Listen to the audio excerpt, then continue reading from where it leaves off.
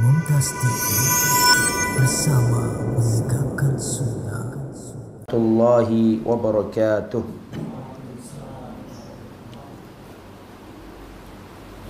Mungkin yang di luar bisa masuk aja, nggak apa-apa, biar lebih saya kelihatan begitu ya. Monggo dan lebet mawon. Bismillahirrahmanirrahim. Innal hamdalillah nahmaduhu wa nasta'inuhu wa nastaghfiruh wa na'udzu billahi min shururi anfusina wa min sayyiati a'malina. Man yahdihillahu fala mudilla lahu wa man yudlil fala hadiya lahu. Wa asyhadu an la ilaha illallah wahdahu la syarika lahu wa asyhadu anna Muhammadan 'abduhu wa rasuluh la nabiyya wa la rasula ba'dah. Allahumma salli wa sallim wa barik ala 'abdika wa rasulika nabiyyina Muhammadin wa ala alihi wa sahbihi wa man sara ala nahjihi ila yaumiddin, amma ba'd. Para hadirin rahimani wa rahimakumullah. Alhamdulillah, kita bersyukur kepada Allah diberi kemudahan bisa melangkahkan kaki ke taman surga yang mulia ini. Mudah-mudahan perjalanan kita ke tempat ini menggugurkan dosa-dosa kita. Rasulullah sallallahu alaihi wasallam bersabda, "Wa man salaka tariqan yaltamisu fihi ilman, sahhalallahu lahu bihi tariqan ilal jannah." Barang siapa menempuh perjalanan untuk mencari ilmu agama, maka Allah mudahkan jalannya menuju surga. Dan Syekhul Islam Ibnu Taimiyah mengatakan, sesungguhnya di dunia ini ada taman surga. Barang siapa tidak memasukinya di dunia, maka dia tidak bisa memasukinya di akhirat. Dan taman surga itu adalah khilaqul dzikir, majalisul ilm, majelis ilmu. Rasulullah sallallahu alaihi wasallam juga pernah berkata, "Idza marartum biriyadil jannati farta'u." Jika kalian melewati taman surga, maka singgahlah. Para sahabat bertanya, "Wa ma hiya riyadul jannati ya Rasulullah?" Yang dimaksud taman surga ini apa ya Rasulullah? Maka Rasulullah menjawab, taman surga adalah khilaqul dzikir atau majalisul ilm, majelis-majelis ilmu agama. Ikhwatal iman rahimani wa rahimakumullah. Saya diberi amanah untuk menyampaikan materi. Siapkan bekalmu, perjalanan kita masih panjang. Perjalanan kemana? Dari mana mau kemana? Begini para jamaah yang dirahmati oleh Allah. Bapak kita dulu dan ibunda kita dulu, Nabi Adam dan Siti Hawa, Allah Subhanahu wa ta'ala tempatkan beliau berdua di surga. Betul? Tolong dijawab, betul? Nah. Kemudian karena Nabi Adam dan istrinya Hawa tergoda oleh bujuk rayu setan, maka keduanya Allah Subhanahu wa ta'ala keluarkan dari surga dan diturunkan ke bumi, ke dunia. Jadi kita akan perjalanan. Berjalan kemana? Berjalan ke kampung pertama ayah kita. Bisa dipahami? Kita akan pulang kampung. Kita akan kembali ke tempat pertama kali bapak kita yang pertama Adam ditempatkan. Kita berusaha menuju ke sana. Dan itu jalannya panjang. Perjalanan yang sangat melelahkan. Makanya Imam Ahmad pernah ditanya, ini penting, silakan dicatat. Saya ulangi, ini perkataan penting, silakan dicatat. Imam Ahmad bin Hanbal rahimahullah pernah ditanya, wahai Imam Ahmad, matar rohah, kapankah seorang mukmin bisa istirahat? Kapan istirahat itu? Maka beliau menjawab, ingda awwali qadamin tadhu'uha fil jannah. Kita istirahat adalah ketika kita meletakkan telapak kaki kita di surga. Kapan kita istirahat? Kata Imam Ahmad, ketika pertama kali kita letakkan kedua telapak kaki kita di surga. Itu baru istirahat. Jadi kita ini jangan istirahat. Belum waktunya istirahat. Kita masih harus berjuang. Dan perjalanan ini panjang, melelahkan. Maka dari itulah Allah Subhanahu wa ta'ala menjadikan kesuksesan menurut Al-Quran adalah bisa pulang kampung. Saya ulangi, kesuksesan menurut Al-Quran adalah kita bisa pulang kampung, kembali ke surga. Mana dalilnya? Dalilnya surat Ali Imran 185. Ali Imran 185. Allah Subhanahu wa ta'ala berfirman, faman zuhziha 'anil nari, barang siapa dijauhkan dari neraka, wa udkhilal jannata, dan dimasukkan ke surga, faqad faz, dialah orang yang sukses. Jadi sukses yang sejati menurut Al-Quran adalah sampainya kita di tempat pertama kali bapak kita berada, sampainya kita pulang lagi ke kampung yang sesungguhnya, yaitu kampung akhirat. Jadi belum waktunya istirahat. Ya, kalaupun kita di dunia istirahat, istirahat kita itu untuk mengumpulkan tenaga kembali untuk berjuang kembali. Jadi dunia belum waktunya istirahat. Dunia adalah ardul bala wal mihan, negeri ujian, negeri perjuangan. Maka ikhwatal iman, kita harus berusaha melanjutkan perjalanan jauh ini menuju tempat keabadian, yaitu surga. Tentu butuh bekal. Gini apa mboten? Butuh bekal. Dan seorang tidak akan mampu masuk surga sebelum paham 3 hal. Saya ulangi, seorang tidak akan masuk surga sampai dia memahami dan mengamalkan 3 hal. Yang pertama, dia harus tahu jalan ke surga.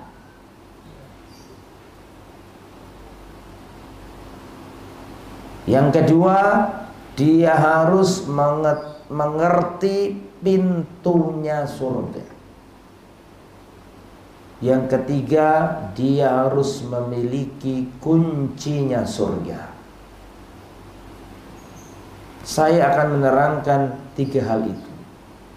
Siapapun yang ingin bekal menuju surga, maka dia harus paham 3 hal ini. Pertama, jalan ke surga. Pastikan jalanmu benar. Jangan sampai kesasar. Karena ada orang yang pengen masuk surga tapi salah milih jalan. Maka siapapun yang ingin masuk surga, pertama kali harus memastikan jalannya benar. Kalau sudah ngerti jalannya, belum tentu bisa masuk surga. Karena surga punya apa? Pintu. Harus ngerti pintunya. Kalaupun sudah ngerti pintunya, belum bisa masuk surga. Dia harus punya kuncinya surga. Kita mulai dari yang pertama, jalan menuju surga. Ibu-ibu, saya mau tanya, jalan ke surga itu apa, ibu-ibu? Menuntut ilmu, bukan yang lain. Jalan ke surga bukan sholat. Jalan ke surga bukan tauhid. Sering banyak yang salah itu. Tauhid jalan ke surga. Bukan. Tauhid bukan jalan ke surga. Ya. Tauhid bukan jalan ke surga. Karena jalan ke surga adalah apa? Ilmu. Mana dalilnya bahwa jalan ke surga itu ilmu? Hadis riwayat Imam Muslim. Wa man salaka tariqan yaltamisu fihi ilman sahhalallahu lahu bihi tariqan ilal jannah. Barang siapa mencari ilmu, ya, maka Allah mudahkan jalannya menuju surga. Siapapun yang ingin masuk surga, pertama pastikan jalannya benar. Dan jalannya bisa benar kalau nuntut ilmu. Dengan menuntut ilmu, panjenengan akan dikawal. Oh ini tauhid, oh ini syirik, oh ini sunnah, oh ini bid'ah, oh ini halal, oh ini haram, oh ini hak, oh ini batil, oh ini lurus, oh ini menyimpang. Dengan ilmu sampai yang dikawal, jalannya ini dikawal. Nek wis rotok minggir-minggir, hati-hati, ada rambu-rambu dengan ilmu ini. Suruh balik lagi. Fungsi ilmu adalah mengawal perjalanan kita. Maka siapapun yang ingin masuk surga harus dimulai dengan menuntut ilmu. Saya ini dari Gresik ingin ke JMP. Yang harus saya ketahui terlebih dahulu apanya? Jalannya. Mesti cari-cari tahu kan, jalannya gimana. Karena kalau nggak tahu jalannya bisa kesasar. Sama kalau kita ingin masuk surga, pastikan jalannya benar. Dan jalan ke surga adalah menuntut ilmu. Makanya ayat yang pertama kali turun bunyinya bukan sholli, sholatlah, bukan. Ayat yang pertama kali turun bunyinya bukan kok ubudullah, sembahlah Allah, bukan. Tapi ayat yang pertama kali turun bunyinya apa? Iqra, bacalah, ilmu. Makanya Imam Al-Bukhari rahimahullah membuat bab dalam kitabnya, bab al-ilmu qablal qauli wal amal. Ilmu harus didahulukan sebelum ucapan dan perbuatan. Makanya kalau kita ingin melakukan perjalanan jauh menuju surga, langkah yang pertama adalah menuntut ilmu. Dan kata Rasulullah sallallahu alaihi wasallam, innamad dunya li arba'ati nafarin. Kata Rasulullah, dunia ini hanya untuk 4 tipe manusia. Innamad dunya li arba'ati nafarin. Dunia ini hanya untuk 4 tipe manusia. Yang pertama, abdin razaqahullahu ilman wa malan. Ini sampai tulis nggih? Ditulis mboten? Ditulis loh. Nanti terakhir tak tanyain gak iso tak jiwir. Ngapunten Pak Khairuddin, izinkan saya menjiwir nanti kalau nggak bisa. Sampai pun tadi bau. Ya. Innamad dunya li arba'ati nafarin. Sesungguhnya dunia ini hanya untuk 4 macam manusia. Mari kita bercermin, kira-kira kula lan panjenengan sedaya niki nomor pinten? Ya, jadi tipe manusia di dunia ada 4. Yang pertama, abdin razaqahullahu ilman wa malan. Seorang hamba yang diberi Allah harta yang melimpah dan diberi ilmu. Ini tipe manusia yang pertama. Diberi kekayaan, hartanya melimpah, plus diberi ilmu.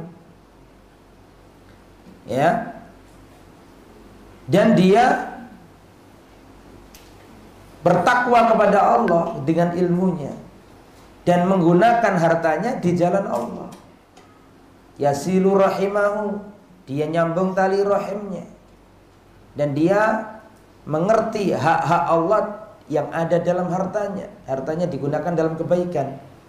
Kata Nabi, perhatikan, kata Nabi, orang jenis pertama ini, kata Nabi, fahada bi afdolil manazil. Ini adalah setinggi-tinggi, sebagus-bagus kedudukan manusia. Ketika diberi harta plus diberi ilmu, wis sugih tapi seneng ngaji. Wah, iki nomor 1. Sugih tapi seneng ngaji. Fahada bi afdalil manazil. Saapi-apike kedudukane menungso.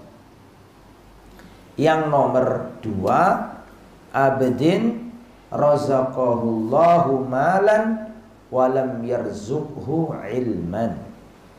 Seorang hamba yang diberi Allah ilmu yang banyak tapi tidak dikasih harta, melarat, miskin, tapi semangat belajar agama. Tidak punya duit pas-pasan, tapi semangat ngaji.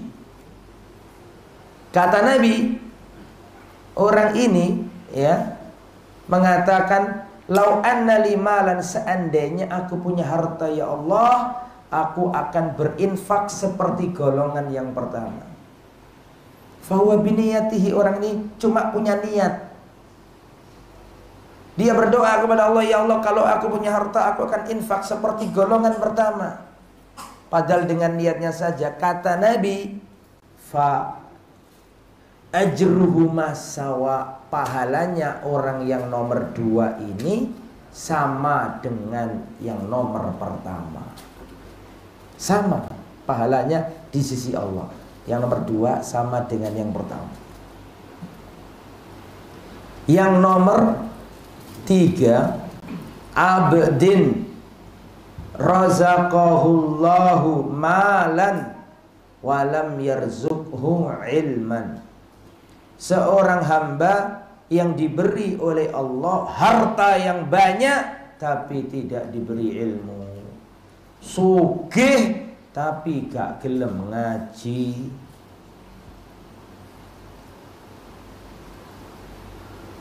Dan karena dia punya harta, gak punya ilmu, maka hartanya dibuat foya-foya dalam kemurkaan Allah.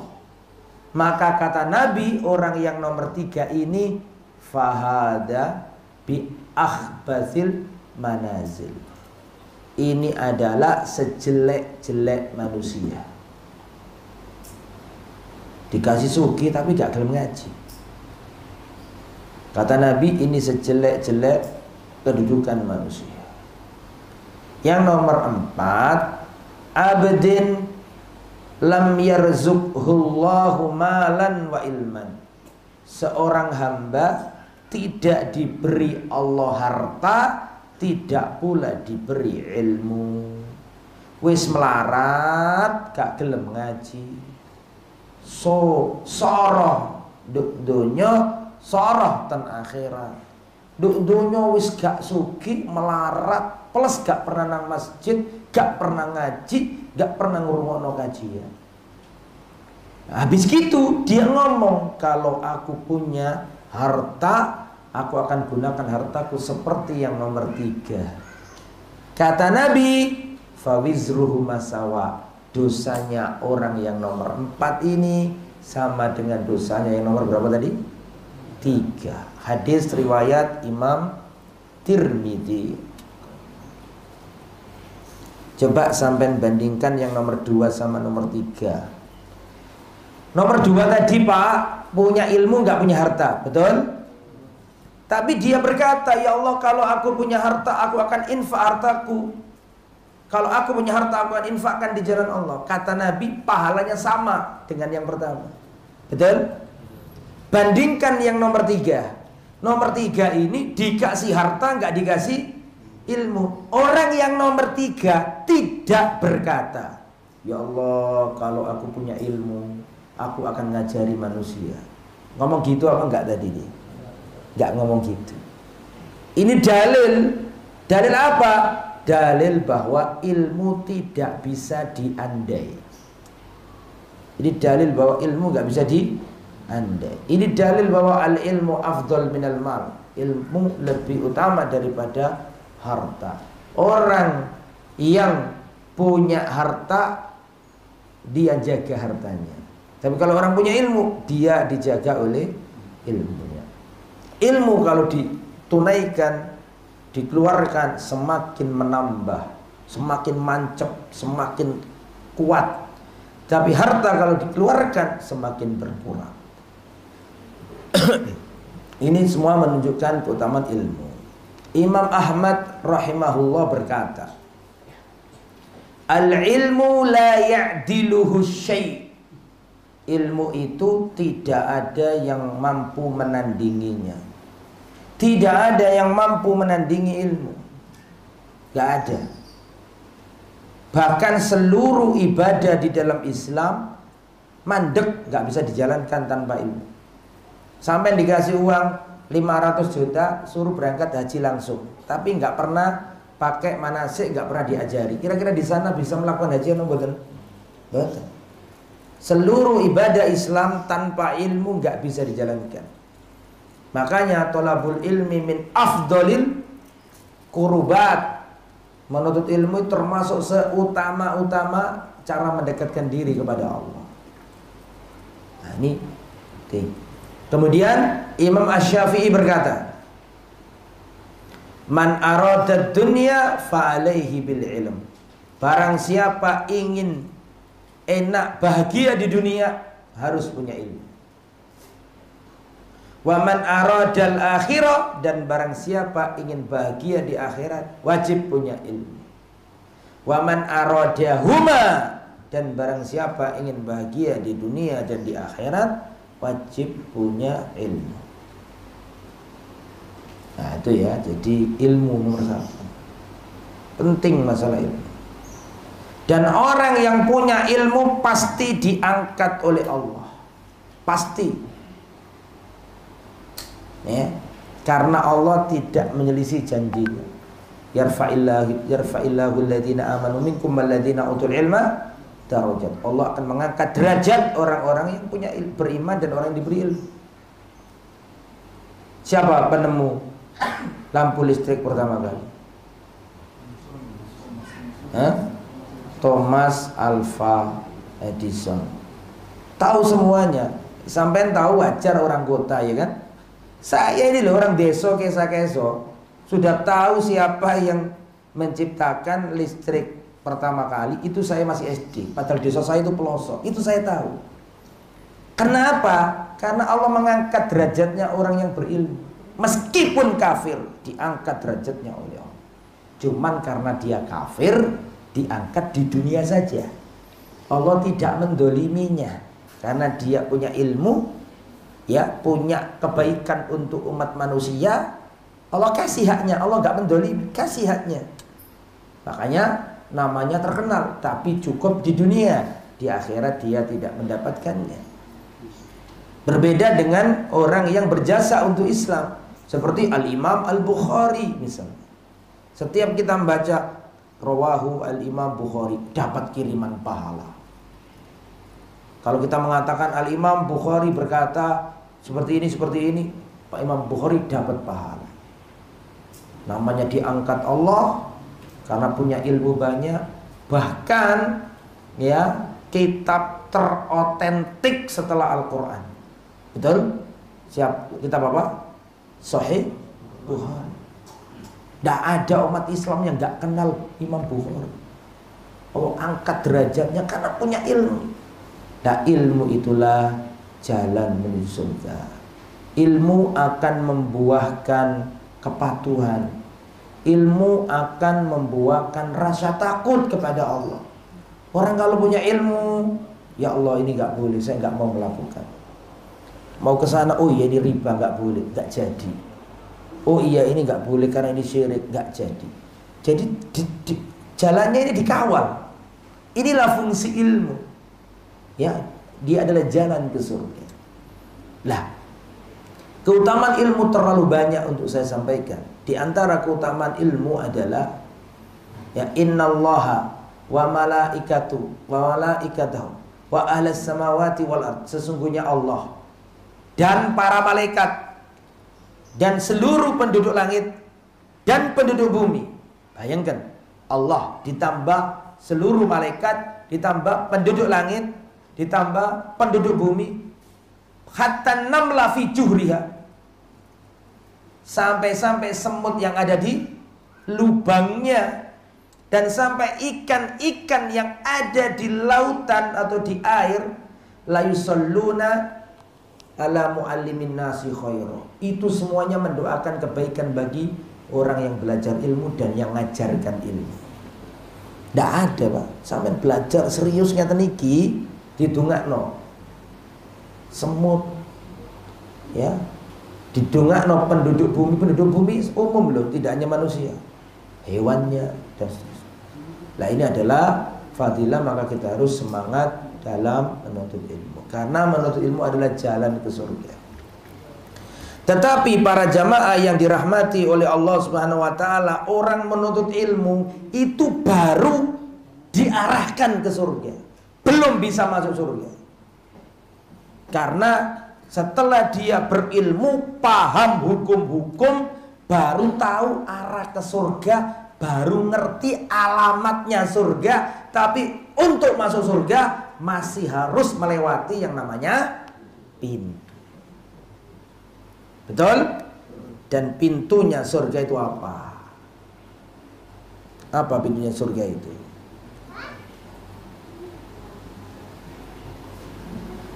Ayo, silakan dijawab. Dalam ibu-ibu tak kedengaran. Tauhid bukan, pintu surga bukan tauhid. Dalam pintu surga adalah amal soleh.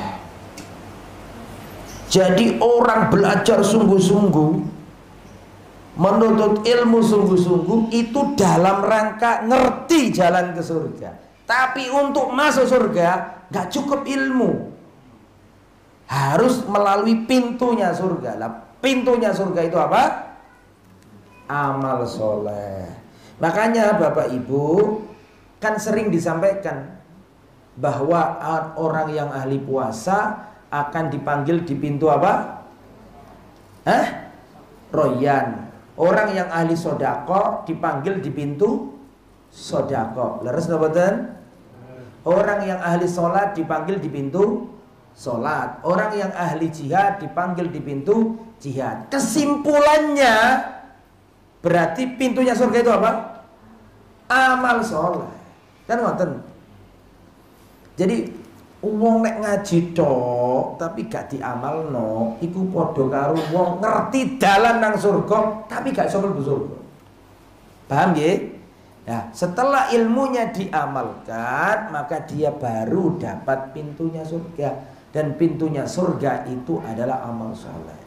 Perhatikan Bapak Ibu yang dirahmati oleh Allah, yang Allah catat dari diri kita tidak hanya amal soleh kita. Saya bacakan surat Yasin, silakan dicatat, ini penting sekali. Dalam surat Yasin ayat 12, Allah berfirman, wa naktubu ma qaddamu wa asarahum, dan kami catat amal-amal manusia, dan kami catat pula bekas-bekas yang mereka tinggalkan. Ini saya sampaikan ini dalam rangka menjelaskan bahwa pintu surga adalah apa tadi? Amal soleh. Lah, dalam surat Yasin tadi, perhatikan, konsentrasi. Wa naktubu ma qaddamu wa asarahum, kami catat amal-amalnya manusia, dan kami catat juga bekas-bekas yang mereka tinggalkan. Maka surat Yasin ini ngajarkan ke kita, ternyata yang Allah catat itu nggak hanya amal, tapi yang dicatat pula adalah bekas-bekas yang ditinggalkan. Jadi nek sampeyan wis mati, panjenengan bilih sampun sedo, jangan dikira catatannya berhenti. Saya ulangi ya. Saya ulangi. Jangan dikira kalau kita sudah mati catatan itu mandek, berhentilah. Karena menurut surat Yasin, kami tulis, kami catat apa yang mereka kerjakan, dan kami catat apa tadi? Bekas-bekas yang mereka tinggalkan. Jadi wonge mati, catatannya si iso jalan. Kalau yang ditinggalkan baik-baik, catatannya ya baik-baik. Ninggal di masjid, dipakai sholat, pakai membaca Quran, pakai kajian, terus jalan di polpene. Padahal wong wis mati gak ngelakoni amalan, tapi bekasnya ini lah masih jalan. Sebelum mati bangun diskotik, orangnya mati, catatannya jalan. Orang joget-joget, cara ini jelek. Orang mendem di situ, catatannya jelek. Makanya hati-hati. Jadi yang dicatat tidak hanya amal kita, tapi juga apa tadi? Bekas-bekas yang kita tinggalkan. Sampai penting ini. Sab'un yajri lil 'abdi ajruhunna min ba'di mautihi wa huwa fi qabrihi. Ada 7 hal merupakan bekas peninggalan yang pahalanya terus mengalir kepada pemiliknya meskipun pemiliknya meninggal dunia di kuburannya. Kecepatan. Diulangi lagi. Siap. Sab'un yajri lil 'abdi ajruhunna min ba'di mautihi wa huwa fi qabrihi. Sudah ditulis? Apa nunggu terjemahannya? 7 perkara, 7 hal yang terus mengalir pahalanya setelah kematian pelakunya. Wa huwa fi qabrihi, dan pelakunya sudah ada di kuburannya. 7 hal terus mengalir pahalanya kepada si mayit meskipun si mayit sudah dikubur. Yang pertama, man 'allama ilman, orang yang ngajari ilmu. Orang yang ngajari ilmu ini enggak mesti ustadz, Bu, Pak. Jangan kemudian iki duduk nggonku iki. Enggak, sampean juga dapat. Sampean ngaji ngeten iki, pulang-pulang kemudian ngajari anake mangan tangan kiwa. Sampean tuturi, "Nak, nek sampean makan jangan pakai tangan kiri, pakai tangan kanan." Terus anak jenengan setelah itu selalu kalau makan pakai tangan kanan, terus sampean pejah sedo. Sampean sudah wafat, tapi gara-gara tuturane panjenengan, cucunya panjenengan, anaknya panjenengan kalau makan selalu pakai tangan kanan, terus dapat pahala. Paham nggih? Nah, sampean punya cucu, sampean punya anak kecil, sampean ajari surat Al-Fatihah. Itu guru TPA itu, waduh, pahalanya gempet dipol. Ya, guru TPA itu loh, kadang-kadang gaji ini minim, tapi pahalanya gede. Iku kabeh wong nek iso maca Al-Fatihah sing ngajari guru TPA oleh pahala terus. Meskipun dia mati, guru TPA oleh pahala terus. Luar biasa. Saya sering nyampaikan ke mahasiswa saya, kamu jangan merasa terhina ngajari anak kecil. Justru itu basis. Kamu mati, yang dilakoni arek cilik ya amal yang ajaranmu iku. Terus pahalanya ngalir. Jadi jangan merasa terhina ngajari bocah kecil. Justru itu pahala wakeh. Ngajari anak kecil surat Al-Fatihah. Terus ya sebagai ibu sebelum tidur, saya ini apal surat Al-Fatihah, apal surat Qul huwallahu ahad, Qul a'udzu birabbil falaq, Qul a'udzu binnas. Tidak diajari siapapun, diajari ibu saya. Ibu saya petani, gak ngerti apa-apa. Gak ngerti dunia luar maksudnya. Gak ngerti kecanggihan, gak ngerti. Gak ngerti blas wong tani. Tapi saya itu ngerti Qul huwallahu ahad dan surat-surat pendek itu diajari ibu saya waktu mau tidur sebelum saya bisa baca Quran. Jazakallahu khairan. Nah, kalau mau tidur diajari ibu saya surat Al-Fatihah. Ayo surat Qul huwallahu. Padahal saya belum bisa baca Quran. Masih kecil banget lah. Sebelum tidur selalu diulangi sampai hafal. Jadi saya hafal bukan dari orang lain, dari ibu kandung saya. Nah, sampean yang ngono ibu-ibu. Nah, nek iso anak sampean itu hafal Al-Fatihah dari sampean. Sampean mati, anak sampean iki ben salat kan maca Al-Fatihah, betul? Minimal wong Islam iku kudu maca Al-Fatihah pinten? 17. Nek sampean sing ngajari anak sampean, meskipun sampean wis mati terus, iki lawange surga iki. Iki durung kunci, masih lawang iki, gitu. Lawange surga, sampean dapat terus itu. Aliran pahala. Itu nggih. Terus nomor pinten? Baru satu ya. Nomor 2.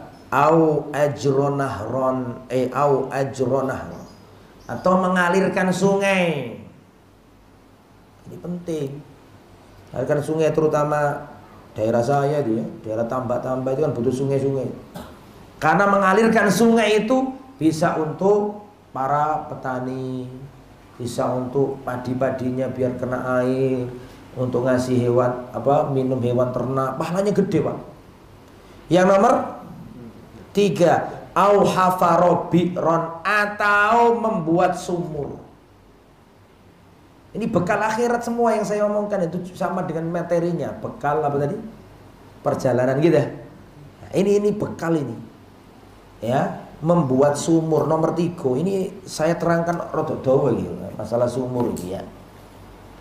Jangan sepelekan air, Pak. Karena ada hadis yang berbunyi, perhatikan, ada hadis yang berbunyi, afdolus sodakoti sakyul ma. Sodako yang paling afdol, sodako yang paling utama, sodako air. Banyak orang menyepelekan, padahal iki seutama-utamanya sodako. Saya buktikan itu dengan hadis Nabi. Perhatikan. Masih ingat nggak panjenengan ada wanita pelacur zaman Bani Israel? Betul? Wanita pelacur dipandang hina oleh masyarakatnya. Di tengah perjalanan dia melihat seekor anjing yang apa? Kehausan. Loh, ini pelacur ini ngambil air, terus ngasihkan air dari sumur tadi, betul? Terus air itu dikasihkan anjing ini. Dan anjing ini terbebas dari kehausan karena dikasih minum oleh pelacur ini. Dalam hadis itu dikatakan syakarallahu laha. Allah berterima kasih kepadanya. Allah ampuni dosanya. Pelacur sing ditolong anjing bisa. Sing nolong sing ditolong dianggap hina. Laras mboten? Tapi enggak, Allah tidak pernah menyanyiakan kebaikan hambanya. Loh, bagaimana kalau sampean buat sumur di daerah-daerah yang kering, dipakai kaum muslimin sholat, dipakai kaum muslimin wudhu, mandi, dipakai pengairan mereka minum, pahalanya gede, Pak. Gede pahalanya. Ustaz gresik Gus sumur kaken sumur. Lho cek ndelok gresik. Lihat jemputan bola. Jemput bola, mana ada tempat-tempat yang kering, buat sumur di situ. Utsman bin Affan ketika kaum muslimin ya kehausan, kekeringan di tanah Medina, beliau membeli sumurnya orang Yahudi. Setelah dibuat kaum muslimin wudu, kaum muslimin minum, sampai detik ini sumur itu ada.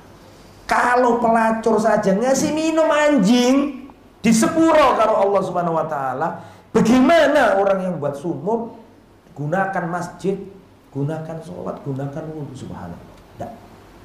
Luar biasa ya. Dan ini sering saya sampaikan ke jamaah saya. Saya punya tempat binaan, Pak, di Lamongan Selatan, Pak, di daerah Belulu. Itu tempat kristenisasi ya. Rumah ibadah yang non muslim itu gede. Wonge itu ya kepala desa ya kasih non muslim, kuburannya ya warga sing gak Islam. Padahal wajahnya gak pantas gak Islam. Wajahnya gak pantas ya jeneng. Pantasnya Islam, tapi gak Islam ternyata.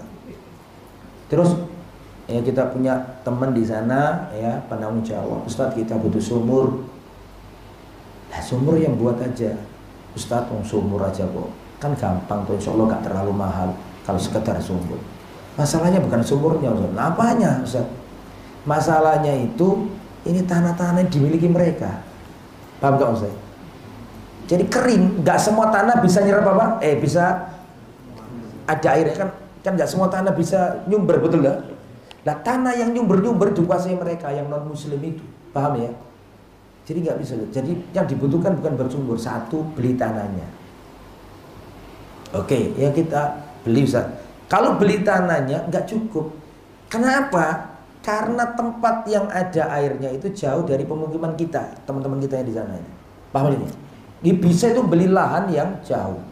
Jadi kalaupun bisa beli lahan, masih butuh pipanisasi. Nah, mahalnya di mana? Di pipanisasinya ini, bisa dipahami. Saya sampaikan hadis ini, subhanallah, sekarang banyak yang menghandle dan sudah tertutup insya Allah. Padahal itu butuh ratusan bisa.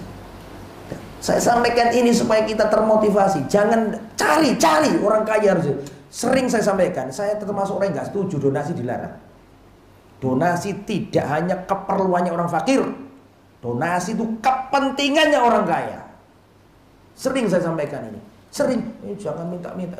Kalau ente ngambil donasi untuk dirimu, haram, uang panas tidak boleh. Betul ya? Tapi kalau donasi kepada orang yang tepat, itu membantu orang kaya. Dan kita pandang donasi tidak hanya keperluannya orang miskin. Kita harus memandang donasi itu juga keperluannya orang kaya. Orang kaya itu butuh itu untuk menyelamatkan dia dari api neraka. Kita harus ajarkan itu. Jadi, jangan dibalik, dikira tidak ada. Maka harus seimbang kita itu. Sebagaimana kita juga memotivasi, ya kita juga harus mengingatkan. Tapi benar saya setuju kalau diingatkan, jangan gampang donasi. Saya setuju. Karena kadang orang-orang juga memanfaatkan itu untuk memperkaya diri. Itu juga nggak boleh, harus diingatkan. Tetapi kepentingan untuk itu menyalurkan dari orang kaya ke orang yang nggak punya itu juga harus dilakukan. Dan itu juga dilakukan oleh Rasulullah SAW. Oke, kembali ke materi. Jenengan biasanya berangkat kerja, biasanya cuma bawa air 1 botol. Mulai sekarang kalau jenengan mau berangkat, bawa 2 botol. Kita mulai dari yang ringan-ringan saja lah, ngaji ojo tinggi-tinggi wis. Nek angkat kerja nggo wong iki loro, tengah dalan ono nyapu kekno situ. Wallahu akbar. Itu pahala gede, Pak. Sing ajek, sing rutin meskipun sekedar air. Afdhalus shadaqati saqyul ma. Segede-gede atau seutama-utama sedekah adalah sedekah dengan apa tadi? Air. Nah, mulai kita belajar ya, Pak. Sedekah itu bukan kaya apa enggak kaya, Pak. Sedekah itu mental. Apa? Mental. Ada orang kaya enggak bisa sedekah.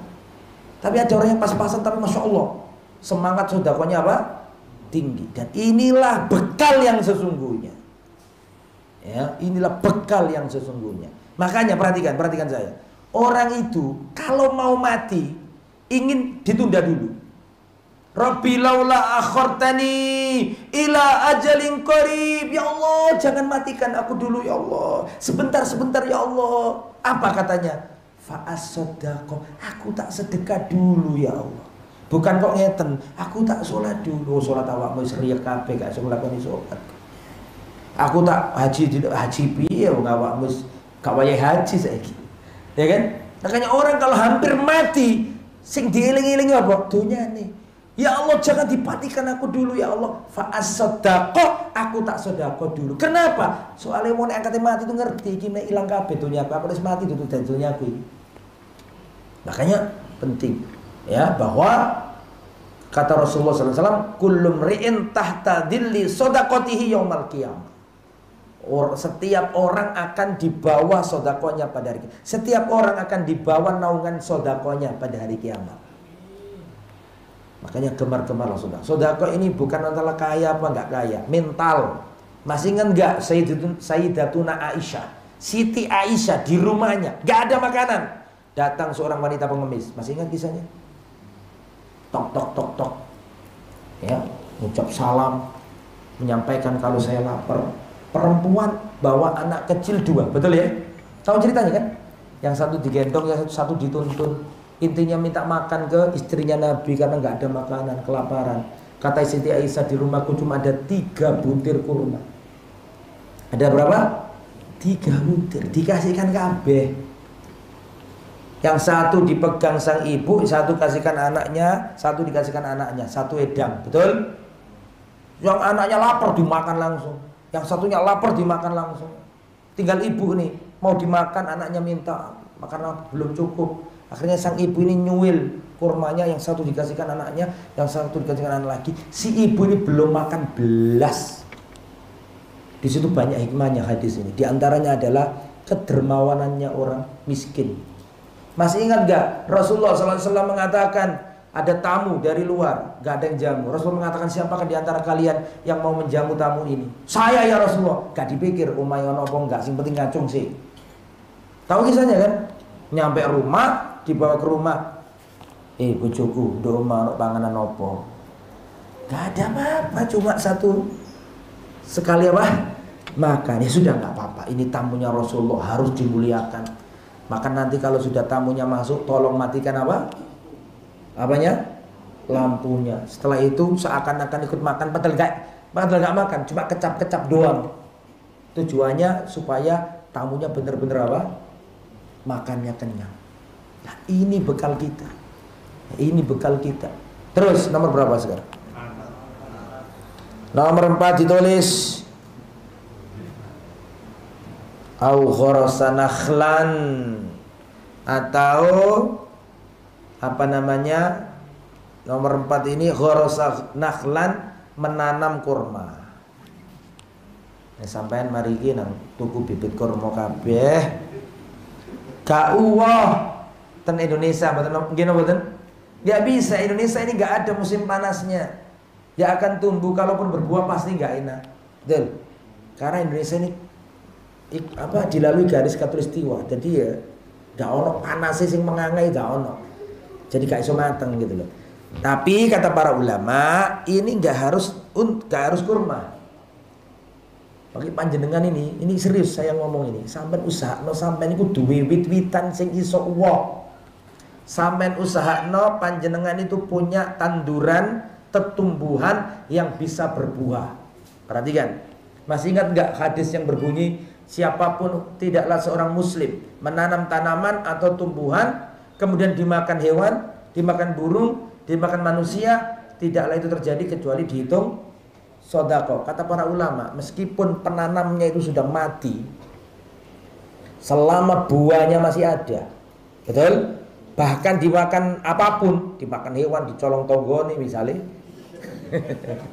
misalnya loh ya, diambil dicorong, dimakan tikus, dimakan codot, itu si penanamnya terus dapat pahala. Makanya sering saya sampaikan ke jamaah, kalau ibumu pernah menanam tanaman seperti mangga atau jambu, jangan dipotong, jangan dibiarkan mati. Bila perlu dijaga, karena itu adalah jariah ibumu. Ya, saya dulu Pak di desa itu mari SD mulai teko sekolah ngejak koncoku nduk ngguri omahku ono jambu cilik-cilik lho sing mateng-mateng enak-enak tapi naik. Bareng no aku mondok. Mari mondok mulai-mulai dan di jambuku kok hilang nih. Ternyata jambuku dipotong sama ibu saya. Terus karena kita sudah ngerti, tak sampaikan ke ibu saya. Loh itu kan iciran mbah. Ngerti iciran enggak sama ini? Apa? Ini kan tanamannya mbah dulu, kok kenapa dimatikan, Bu? Gitu ya. Sudah harus diicir lagi sebagai pengganti yang sudah terlanjur diapakan? Dipotong. Alhamdulillah langsung sama ibu saya dibelikan yang baru, bahkan ditambahi. Jadi usahakan sampean punya apa tadi? Tanaman yang berbuah. Nah, ini belajar yang ringan-ringan tapi di amal mau. Karena amal adalah pintu apa tadi? Surga. Terus nomor pinten? Nomor 5, aubana masjidan, membangun masjid. Wah, ini pahalanya luar biasa. Dipakai sholat, dipakai sujud, dipakai baca Quran. Nomor pinten? 6, membagikan mushaf. Sampean beli mushaf yang bagus, yang cetakannya bagus, gak mudah sobek, yang bacaannya terang, ya enak dibaca, taruh di masjid, taruh di pondok pesantren. Subhanallah, pahalanya luar biasa itu. Itu sampean mati terus pahalanya ngalir tuh. Terus nomor pinten? Nomor 7 G. Nomor 7. Ini tafsir surat apa tadi? Tafsir surat Yasin ayat 12 nggih, 12 dieling-eling. Nah, nomor 7 meninggalkan anak soleh yang mendoakannya. Ini penting. Anak soleh. Nah, sampeyan iki kita semuanya punya anak dijak ngaji. Mantune jangan ngaji. Ya. Alhamdulillah saya itu dikabari di sini rutin kajian. Ini dimakmurkan.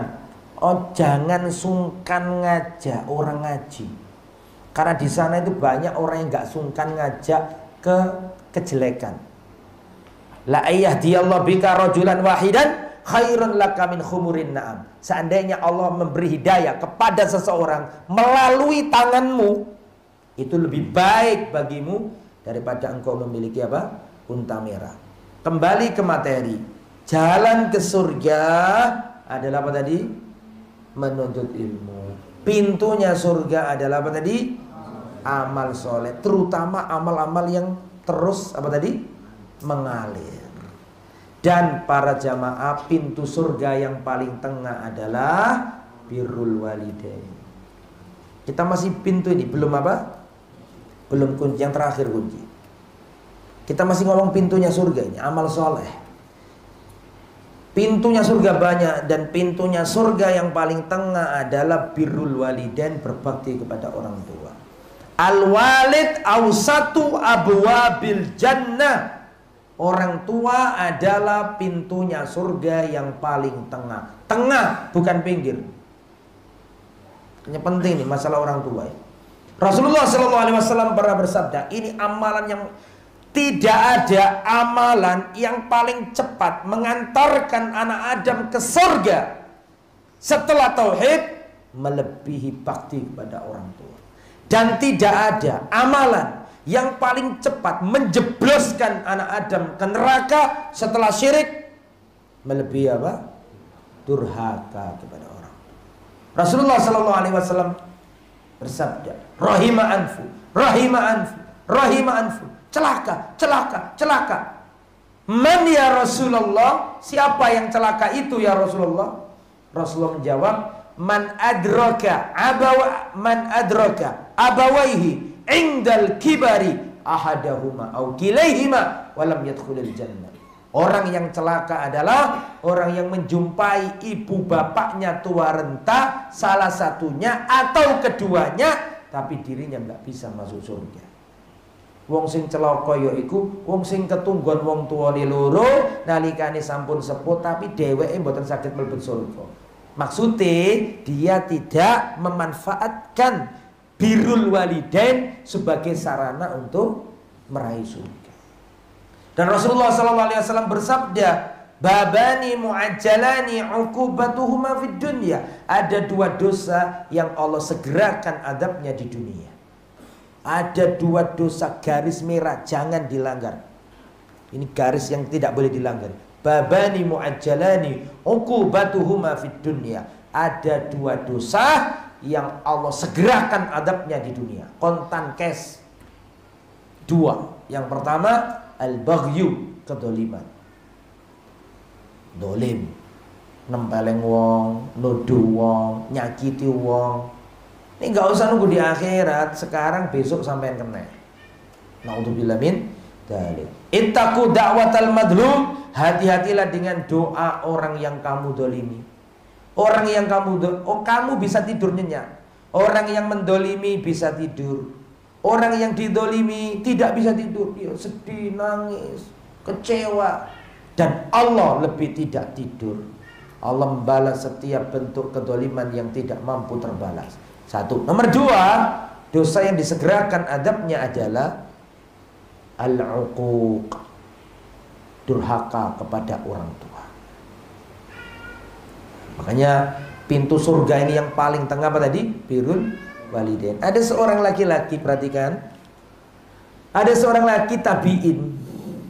Dia ini punya ibu yang dia pengen berbakti kepadanya. Dia juga punya istri yang dia mencintainya. Tapi ibunya ini gak seneng sama mantunya. Ibunya ngomong, anakku ceraikan istrinya. Bingung. Di sisi lain ibu, dia ingin berbakti kepadanya. Di sisi lain ini istri dia sangat mencintainya. Bingung dia ini gimana ini. Maka tabi'in ini datang ke sahabat Nabi, mufti negeri Syam pada waktu itu. Namanya sahabat Abu Darda. Abu Darda tinggal di Syam. Abu Darda datang ke Syam dan tanya, wahai Abu Darda, bingung saya ini, punya ibu dan saya ingin bakti, punya istri yang aku juga cinta sama istriku, tapi ibuku nyuruh aku menceraikan istriku. Bagaimana ini? Kata Abu Darda, aku sampaikan kepadamu apa yang aku dengar dari Rasulullah. Aku gak nyuruh kamu, ibumu apa istrimu terserah. Cuman aku sampaikan kepadamu yang pernah aku dengar dari Rasulullah. Apa itu? Al-walid awsatu abwabil jannah. Orang tua adalah pintunya surga yang paling tengah.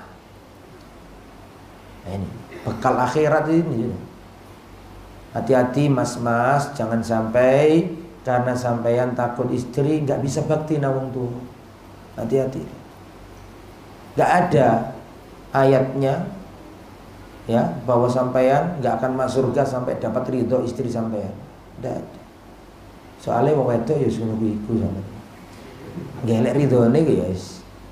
Angel tabiate ngono. Sampeyan nglakoni kebaikan dari 1 Januari sampai 30 Desember, nglakoni keapian, wis sampeyan seneng no. Tanggal 31 Desember beleset. Awakmu nglakoni kesalahan, oh ilang kabeh. Rasul yang ngomong kan, tapi di Desember Januari toko aku. Maksudnya Nabi ngomong seandainya kamu setahun melakukan kebaikan, terus di penghujung tahun kamu melakukan kejelekan, hilang yang baik-baik tadi. Nah, artinya Rasul itu paham bahwa sifatnya wanita itu apa? Ada seperti itu. Makanya tidak disyaratkan orang masuk surga dapat ridho istri. Yang disyaratkan ridho ini siapa? Orang tua. Jangan ditukar. Terus sekarang itu nasihat untuk mas-mas ya. Sekarang nasihat untuk mbak-mbak. Mbak-mbak rungokno ya. Kalau jenengan menjumpai suami jenengan sayang sama orang tuanya, jangan cemburu. Karena suamimu sedang mengajari anakmu untuk berbakti kepadamu. Justru nek wong wedok duwe bojo lanang, terus suamine itu taat nanggone siapa? Ibunya. Harusnya bangga istri. Oh, berarti nanti anakku juga seperti itu. Soalnya bapak nih yang ngono gitu loh. Tapi nek suami pengen berbakti dihalang-halangi terus, percaya sama saya, sampai nanti ibu-ibu akan punya mantu perempuan, dan mantu perempuan ini pasti menghalangi anak laki-lakimu untuk berbakti kepadamu. Al jazaa'u min jinsil amal, balasan itu sesuai dengan amalnya kita.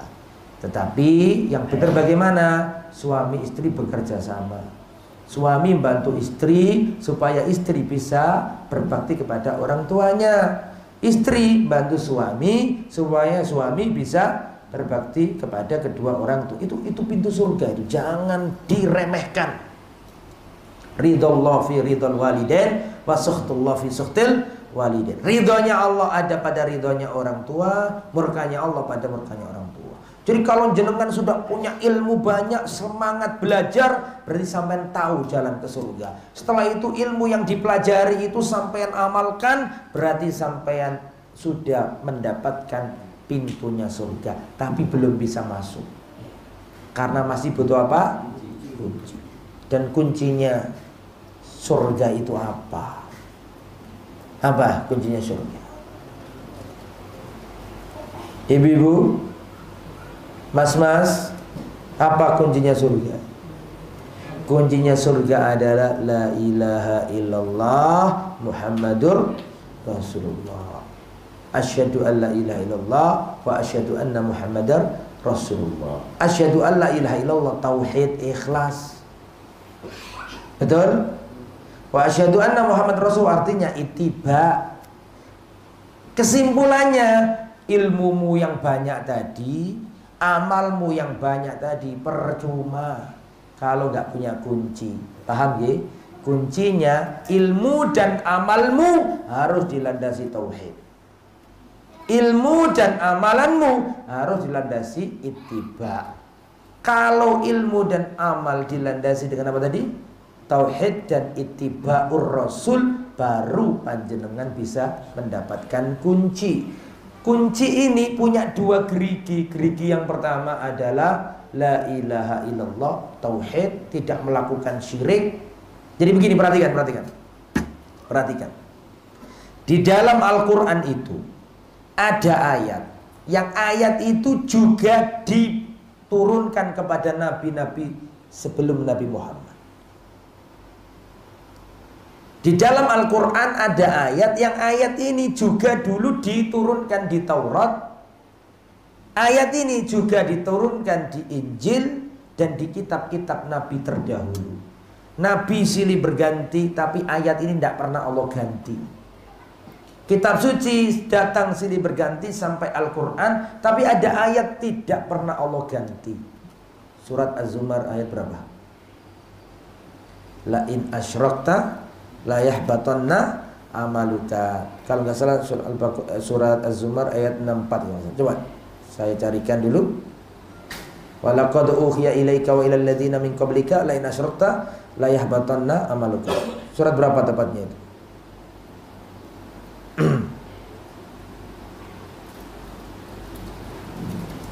Nah, Az-Zumar ayat 65 ya. Seperti yang saya sampaikan tadi. Saya bacakan, perhatikan baik-baik. Walaqad uhiya ilaika, dan sungguh diwahyukan kepadamu wahai Muhammad, dan diwahyukan pula kepada orang-orang sebelummu. Siapa maksudnya? Para nabi. Apa itu? La in asyrakta la yahbatanna amaluka. Kalau kamu melakukan kesyirikan, hapus dan hancurlah amalan. Makanya ilmu yang diperoleh, amal yang dikerjakan harus dilandasi la ilaha illallah. Itu kunci. Meskipun punya ilmu, meskipun punya amal, tapi kalau nggak punya kunci ini, tetap nggak bisa masuk surga. Justru ini intinya di sini nih, yaitu la ilaha illallah. Surat Az-Zumar ayat berapa tadi? 65. Dan sungguh telah diwahyukan kepadamu wahai Muhammad, dan juga kepada nabi-nabi sebelummu, jika kamu melakukan kesyirikan maka terhapuslah. Makanya harus tauhid. Kalau nggak gitu, ilmunya hancur, amalnya hancur. Yang kedua, ittiba, mengikuti nabi. Ya, mengikuti nabi itu buktinya ada 4. Selama sampean belum melakukan 4 ini, sampean belum dikatakan pengikut nabi. 4 poin ini amalkan, catat baik-baik, dan selalu diletakkan di depan mata kita kalau ingin jadi pengikut Nabi. Berapa hal tadi? 4. Yang pertama, tasdiquhu fi ma akhbar, membenarkan beritanya Nabi. Membenarkan beritanya Nabi. Nabi mengabarkan nanti ada Dajjal, wajib iman. Nabi mengabarkan nanti ada hari kiamat, wajib iman.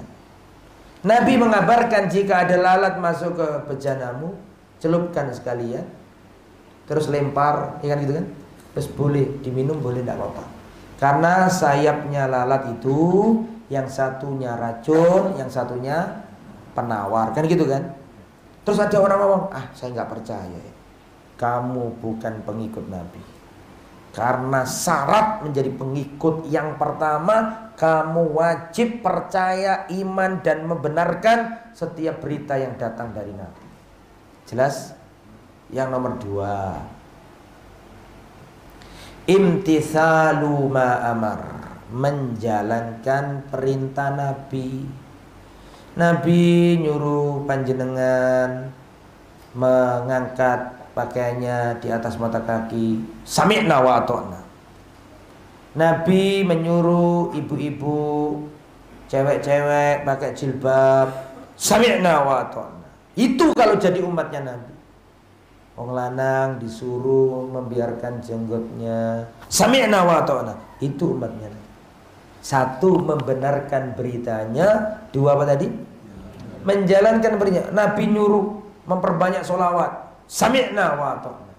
Nabi nyuruh kita berbakti sama orang tua, sami'na wa ata'na. Nabi nyuruh kita sholat jamaah, sami'na wa ata'na. Itu syarat yang kedua, mengerjakan perintah Nabi. Yang nomor 4, sengaja saya salahkan. Ya, sampai ngantuk napa mboten. Nomor 3 nggih. Nomor 3, ijtinabu manaha anhu wa zajar. Meninggalkan larangan Nabi. Nabi ngelarang riba, sami'na wa ata'na. Nabi melarang isbal, sami'na wa ata'na. Nabi melarang buka aurat, sami'na wa ata'na. Nabi melarang perempuan nyambung rambutnya, sami'na wa ata'na. Nabi melarang perempuan mencukur alisnya, sami'na wa ata'na. Rasul melarang bertato, sami'na wa ata'na. Nah itu dilarang Nabi, sudah berhenti. Wa ma'atakumur rasul fakhudhu. Apa yang Nabi perintah kerjakan. Wa manahakum anhu fantahu. Yang dilarang berhenti. Nomor 1, nomor 2, nomor 3. Yang paling sulit nomor 4. Wa alla yu'badallah illa bima syara'ah. Tidak menyembah Allah kecuali dengan syariatnya Nabi. Tidak menyembah Allah, tidak beribadah kepada Allah kecuali dengan syariat Nabi. Artinya nggak boleh ngelakoni apa? Bisa dipahami maksud saya?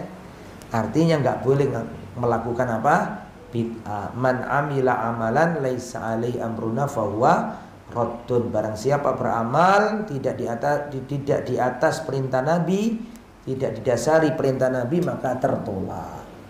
Nah, itu sebenarnya materi la ilaha illallah wa asyhadu anna rasulullah itu bisa beberapa pertemuan loh padahal. Tapi ini intinya saja yang saya sampaikan, bahwa kuncinya surga adalah la ilaha illallah.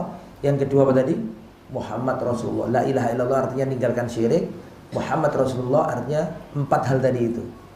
Apa yang Nabi beritakan, membenarkan apa yang diberitakan Nabi, mengerjakan apa yang diperintah Nabi, terus meninggalkan larangan Nabi. Yang terakhir, tidak beribadah kecuali dengan syariat Nabi. Jadi nggak boleh buat aturan-aturan sendiri. Jadi intinya kuncinya surga adalah tauhid dan ittiba'us sunnah. Kalau panjenengan bisa mengamalkan itu, maka seperti yang diomongkan oleh Imam Ahmad tadi. Kembali ke awal materi. Kan Imam Ahmad tadi ditanya, siapa yang bisa menghadirkan ucapannya Imam Ahmad ketika ditanya? Tadi kan Imam Ahmad ditanya kan? Siapa? Angkat tangan. Gak usah tawadhu. Ya gak boleh. Ya, Rasulullah Rasulullah. Imam Ahmad ditanya, "Ya Imam Ahmad, matar roha." Wahai Imam Ahmad, kapan istirahat? Kapan seorang mukmin itu istirahat? Kata Imam Ahmad, "Inda awwali qadamin tad'uha fil jannah." Istirahatnya seorang mukmin adalah ketika engkau letakkan kedua kakimu di surga. Itu baru istirahat. Sekarang kita ini belum beristirahat. Gak ada tempat istirahat di surga. Di dunia. Ini masih berjuang semua. Benar-benar kita dalam perjalanan dalam rangka 3 hal tadi itu. Menuntut ilmu, terus apa?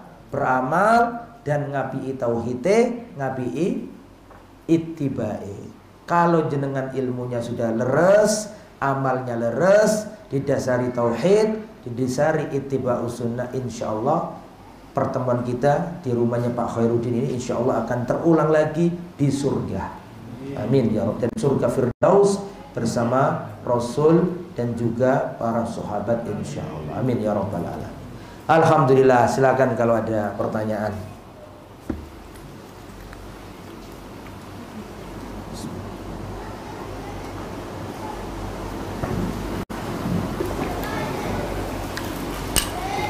Alhamdulillah nggak ada pertanyaan.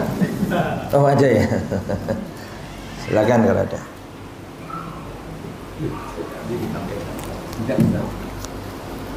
Monggo kalau ada.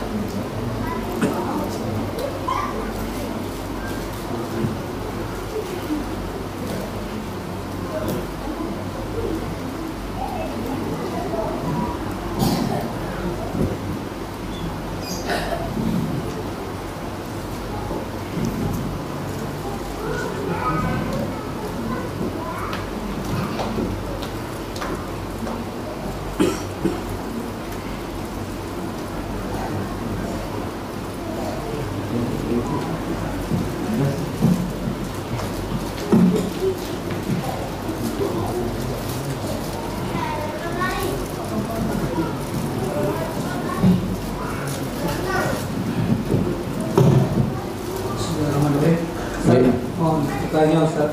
Monggo. Perihal berbakti pada orang tua, permasalahannya kan bukan masalah sih Ustaz, masalahnya dosa juga. Kami ini kan pekerja dan kebanyakan kan merantau dari kampung halaman. Sing tanglet pundi niki? Oh masya Allah mriki nggih monggo. Dan merantau dari kampung halaman. Nggih. Waktu liburnya kan juga terbatas kalau kita bekerja Ustaz. Nggih. Kan ya cuma Sabtu sama Ahad sebenarnya sudah harus kembali. Nggih. Nah kalau kami pulang, anak juga mondok harus diantar subuh gitu Ustaz untuk halakoh, jadi serba salah, serba sulit gitu. Sedangkan saya yakin orang tua pasti kangen gitu karena lamanya kami pulang. Paling enggak kita cuti, kan cuti juga terbatas juga Ustaz. Nggih.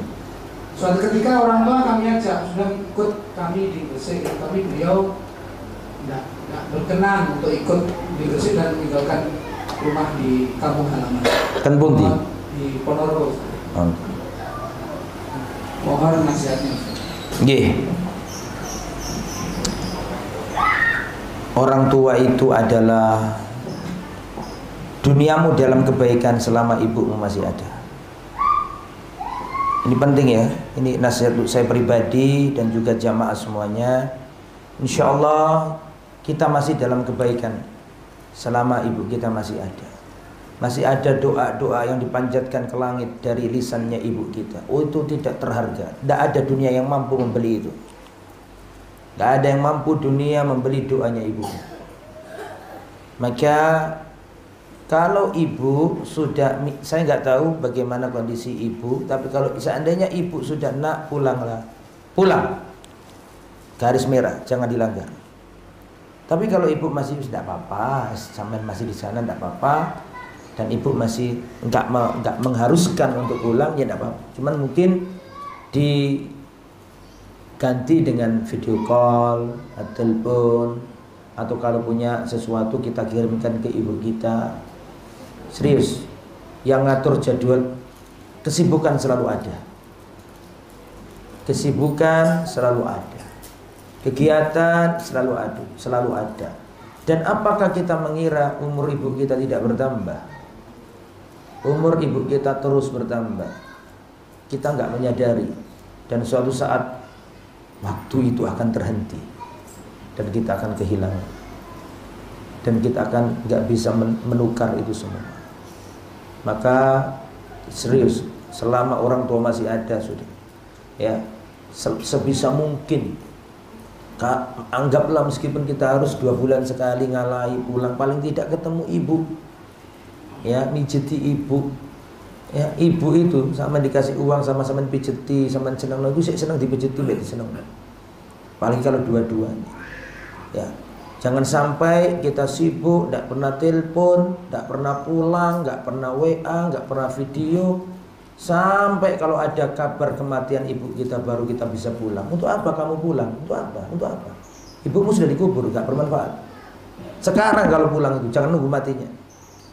Ya, itu juga perlu direnungkan. Ya, jadi jangan sampai kesibukan kita ini lupa bahwa ada manusia yang luar biasa, yaitu ibu kita. Apapun beban dunia kalau sudah di hadapan ibu sudah kalahkan. Kalahkan.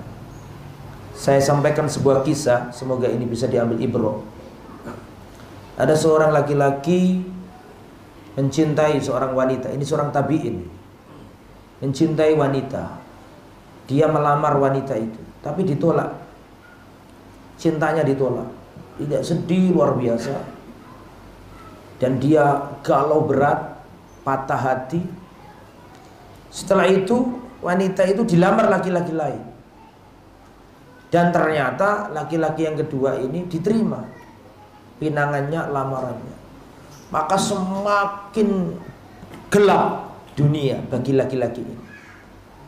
Kecewa berat, patah hati, dunia seakan-akan sempit padahal dunia ini luas. Maka laki-laki ini gelap mata, dia datang ke wanita itu dan membunuhnya. Antum cek kita dalam kitab Al-Adab Al-Mufrad bab berbakti kepada seorang ibu.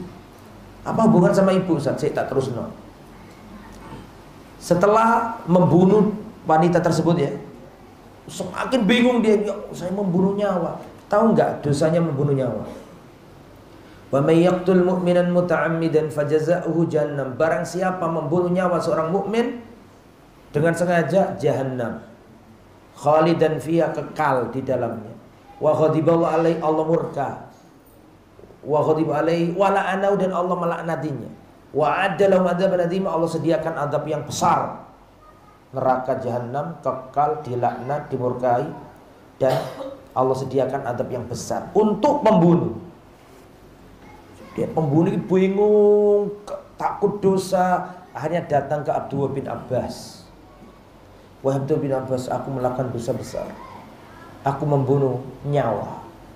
Aku ngelamar, ditolak, datang lagi lain, diterima, aku kecewa, aku cemburu, saya bunuh wanita ini. Dan saya tahu saya dosa.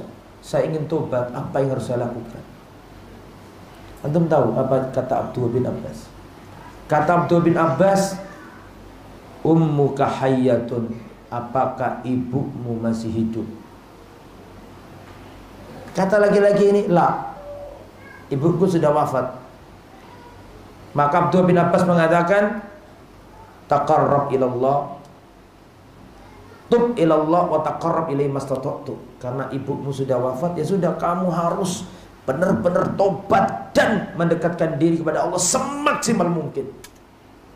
Orang ini pergi. Atok bin Yasar, kalau nggak salah, tabi'in, muridnya Abdullah bin Abbas, bertanya, wahai guruku, telah datang kepadamu seorang yang membunuh nyawa. Dia ingin bertobat dan dia ketakutan. Tapi kenapa engkau bertanya kepadanya, apakah ibumu masih hidup? Apa hubungannya membunuh nyawa dengan ibu masih hidup?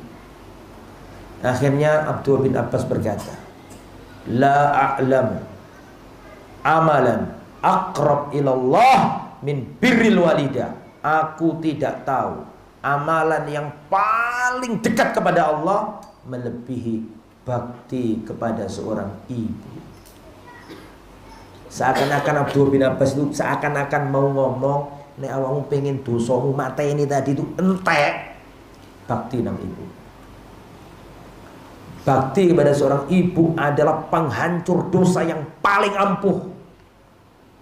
Dulu minuman keras, dulu pernah zina, terus tobat, berbuat baiklah ibumu. Karena berbuat baik kepada seorang ibu adalah amalan yang paling ampuh untuk membersihkan dosa-dosa kita. Jadi kalau ibu belum mewajibkan, mengharuskan kita pulang, nggak apa-apa, tetap di sini. Tapi harus ada waktu dipaksa untuk kita pulang. Ya, karena waktu terus berjalan, rambut ibumu akan memutih, kulitnya akan keriput. Di situ ada utang kita yang tidak bisa kita bayar. Di dunia ini ada utang yang kita tak mampu membayarnya, yaitu utang kita kepada ibu bapak kita. Setiap kerutan di wajahnya itu ada kesulitan karena kita. Di setiap putih rambutnya, di situ ada masa dia sulit karena kita. Makanya saya sering nasihati dari diri saya pribadi, kalau sudah sama orang tua itu antum merem, pejamkan mata, diganti sama Allah, diganti sama Allah Subhanahu wa ta'ala sebelum terlambat semuanya, ya. Wallahu a'lam. Kita jarang pulang. Ketika pulang, ibu tidak ada. Dulu ibu di sini duduk, itu apa gitu? Sudah nggak ada manfaat. Makanya tak apa-apa di sini, tapi harus ada waktu, harus telepon, harus video call, harus sayangi ibu. Selama ibumu masih ada, duniamu dalam kebaikan. Ada untayan doa di tengah malam yang dia panjatkan untukmu, dan doanya ibu itu mustajabah. Nah, itu iman. Itu nggak ada dunia yang pekerjaanmu nggak mampu nandingi doanya ibu. Makanya ridhonya wong tua itu, bu, nek bener-bener sampean pengen aku balik, bismillah. Itu kalau ibu sudah mewajibkan. Tapi kalau masih tidak apa-apa nak di sana aja, tapi ya itu diatur waktu ini silaturahim dan seterusnya. Gitu ya, wallahu a'lam.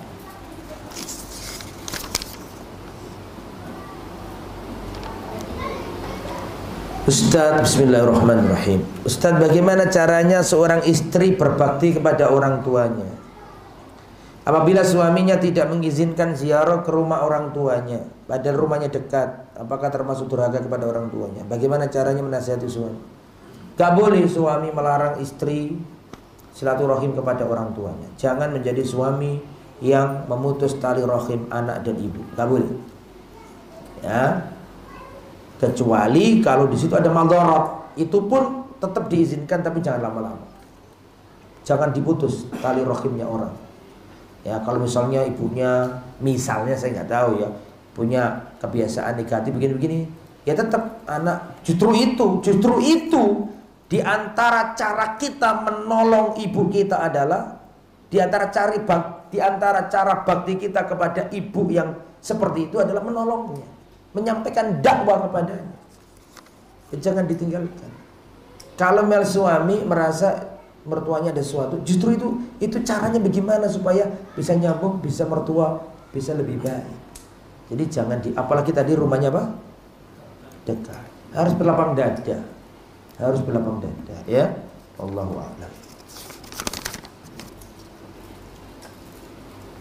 Bismillah. Assalamualaikum warahmatullahi wabarakatuh. Rasulullah itu kalau dalam kegiatan tulis menulis itu dilengkapi Bismillahirrahmanirrahim. Semua suratnya Nabi itu apa? Bismillahirrahmanirrahim. Gak pakai juga gak apa-apa, cuma saya ngasih tahu yang afdol gitu loh. Nek sampean mau wudu bismillah titik. Betul? Nek sampean mau nyembelih bismillah titik. Paham ya? Nek sampean mau ma'am bismillah titik. Tapi nek kegiatan tulis menulis apa? 1, Al-Quran seperti itu. 2, Nabi kalau nulis surat selalu begitu. Paham ya? Tapi ini bukan berarti salah, cuma saya ngasih tahu lebih afdol. Bisa dipahami ya? Karena saya sering di WA teman-teman. Bismillah, Ustaz begini-begini. Bismillah, Ustaz begini-begini. Boyo nek gak sekalian, nek iyo sekalian. Apa maksudnya? Kalau tulis menulis. Assalamualaikum warahmatullahi wabarakatuh. Ustaz izin bertanya.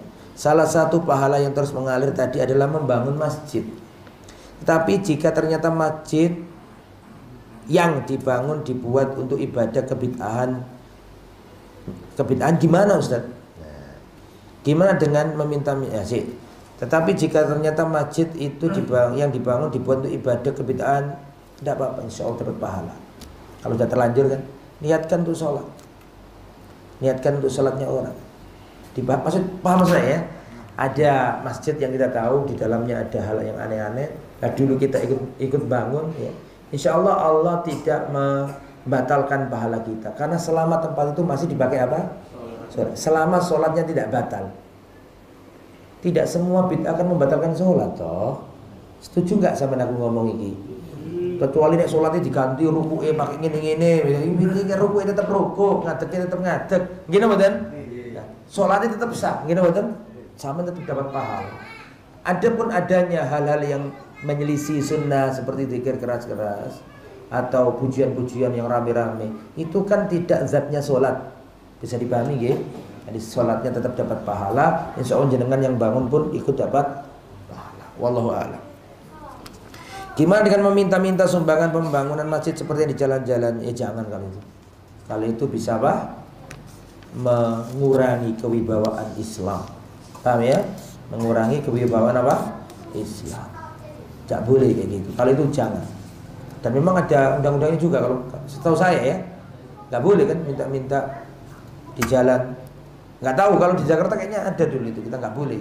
Bahkan yang ngasih pun nggak boleh. Ya wallahu alam, itu saya nggak paham ya. Tapi intinya kalau kayak gitu jangan. Apalagi nanti ada yang masuk ke pribadi kan gitu kan, dijadikan profesi, betul? Ya, jangan ya, jangan dengan cara yang merendahkan Islam. Wallahu a'lam. Jazakallahu khairan Ustaz wa iyyakum. Jadi begini ya, donasi itu ya tengah-tengah saja kita ini. Kalau donasi itu tujuannya untuk diri sendiri, itu jelas haram, tidak boleh. Tapi kalau ini memang untuk pembangunan, nguruk apa, tambak kayak Al-Furqan misalnya, dan memang itu dibutuhkan. Dan orang kaya itu seneng kalau ada apa, ada peluang-peluang kayak gitu, seneng. Bukan nggak seneng, lo seneng mereka itu daripada untuk foya-foya, terus ada fasilitas. Jadi tengah-tengah saja, ya. Tapi sebaliknya berlebihan gampang buat donasi dalam hal yang nggak penting, ya jangan juga. Tapi juga jangan dilarang kalau memang benar-benar itu mendatangkan apa, kemaslahatan. Ya tengah-tengah saja gitu. Wallahu a'lam bishawab. Yang lain kalau ada monggo.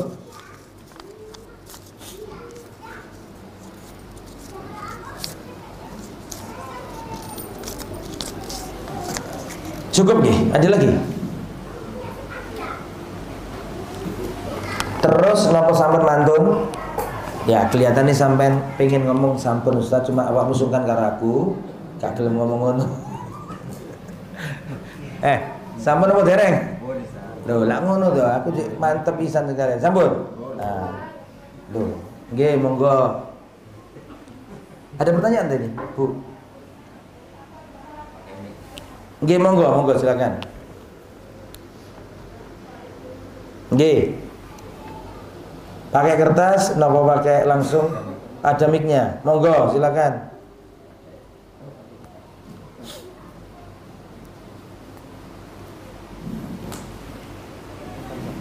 Nggih, jazakallahu khair.